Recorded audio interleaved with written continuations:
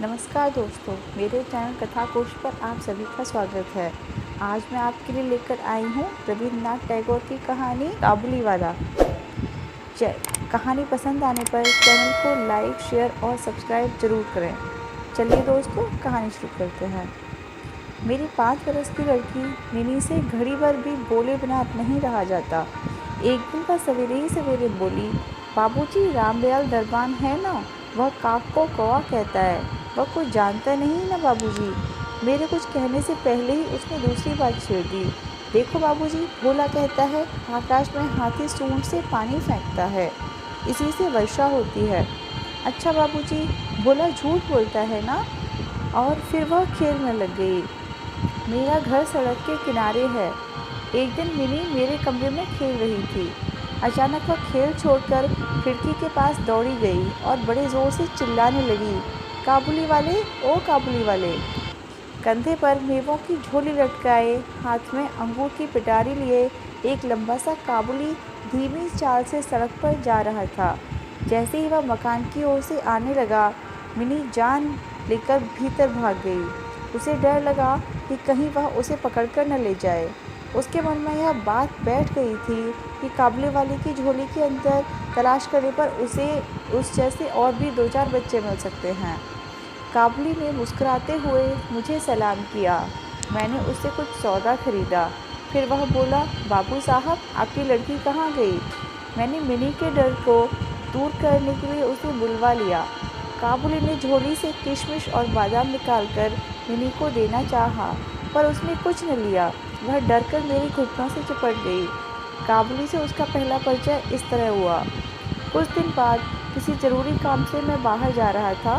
देखा कि मिनी काबुली से खूब बातें कर रही है और काबुली मुस्कुराता हुआ सुन रहा है। मिनी की झोली बादाम किशमिश से भरी हुई थी। मैंने काबुली को अठन्नी देते हुए कहा, इसे यह सब क्यों दे दिया? अब मत देना। फिर मैं बाहर चला गया। कुछ देर काबुली मिनी से बातें करता रहा। जाते समय वह अठन्नी मिनी की झोली में डालता गया। जब मैं घर लौटा तो देखा कि मिनी की माँ काबुली से अठन्नी लेने के कारण उस पर खूब गुस्सा हो रही है। काबुली प्रतिदिन आता रहा। उसने किशमिश बादाम दे देकर मिनी के छोटे से हृदय पर काफ़ी अधिकार जमा लिया था। दोनों में बहुत बहुत बातें होती और वे खूब हंसते। रहमत काबुली को देखते ही मेरी लड़की हंसती हुई पूछती, काबुली वाले, ओ काबुली वाले, तुम्हारी झोली में क्या है? रहमत हंसता हुआ कहता, हाथी। फिर वह मिनी से कहता, तुम ससुराल कब जाओगी? इस पर वह उल्टे रहमत से पूछती, तुम ससुराल कब जाओगे? रहमत अपना मोटा घूंसा तानकर कहता, हम ससुर को मारेगा। इस पर मिनी खूब हंसती। हर साल सर्दियों के अंत में काबुली अपने देश चला जाता।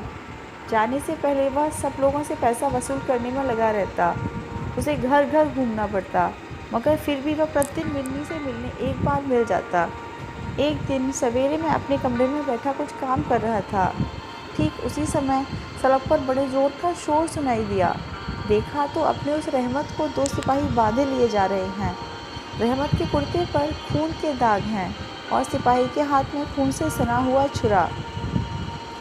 कुछ सिपाही से और कुछ रहमत के मुंह से सुना कि हमारे पड़ोस में रहने वाले एक आदमी ने रहमत से एक चादर खरीदी। उसके कुछ रुपए उस पर बाकी थे, जिन्हें देने से उसने इनकार कर दिया था।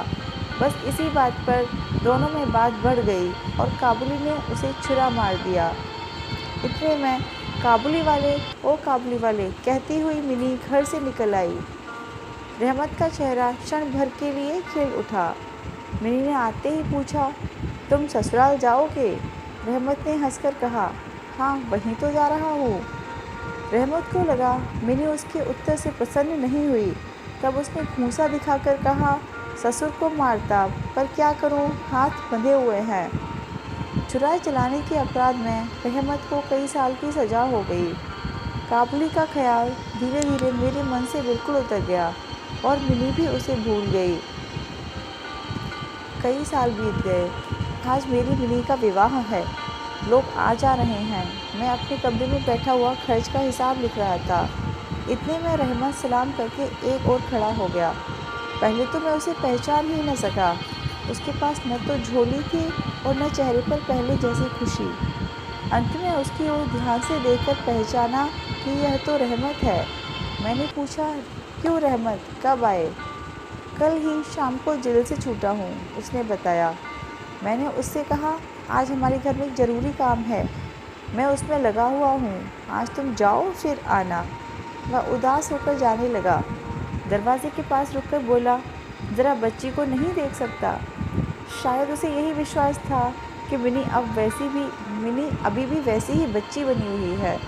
वह अब भी पहले की तरह काबुली वाले ओ काबुली वाले चिल्लाती हुई दौड़ी चली आएगी। उन दोनों की उस पुरानी हंसी और बातचीत में किसी तरह की रुकावट न होगी। मैंने कहा, आज घर में बहुत काम है, आज उससे मिलना न हो सकेगा। वह कुछ उदास हो गया और सलाम करके दरवाजे से बाहर निकल गया। मैं सोच ही रहा था कि उसे वापस बुलाऊं, इतने में वह स्वयं ही लौट आया और बोला, यह थोड़ा सा मेवा बच्ची के लिए लाया था, उसको दे दीजिएगा।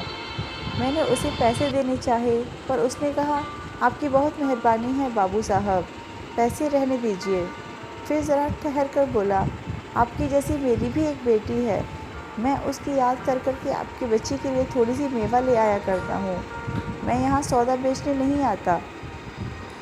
उसने अपने कुर्ते की जेब में हाथ डालकर एक मैला कुचैला मुड़ा हुआ कागज़ का टुकड़ा निकाला और बड़े जतन से उसकी चारों तरफ खोलकर दोनों हाथों से उसे फैलाकर मेरी मेज़ पर रख दिया।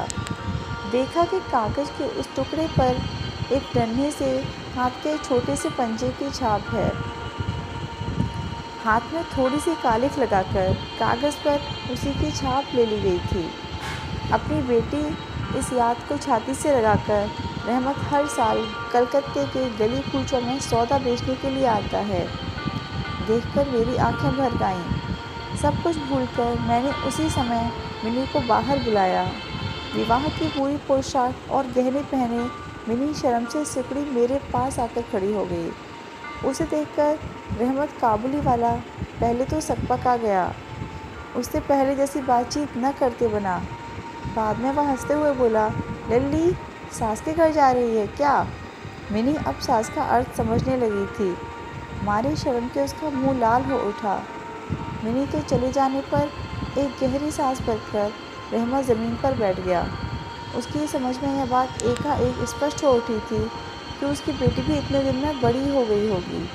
8 वर्षों में उसका क्या हुआ होगा, कौन जाने। वह उसकी याद में खो गया। मैंने कुछ रुपए निकालकर उसके हाथ में रख दिए और कहा, रहमत, तुम अपनी बेटी के पास देश चले जाओ।